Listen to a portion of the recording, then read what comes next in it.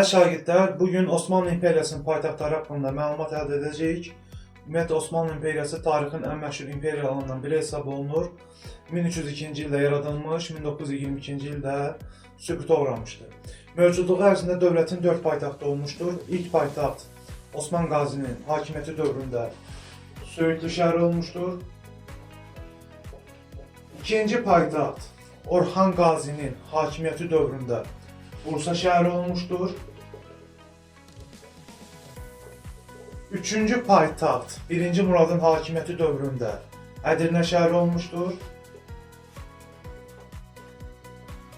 Və dördüncü paytaxt isə 2. Mehmetin hakimiyyəti dövründə İstanbul şəhəri olmuşdur. İstanbul'u da qeyd edək. Yəni, Osmanlı dövlətinin mövcudluğu ərzində 4 paytaxtı olmuşdur.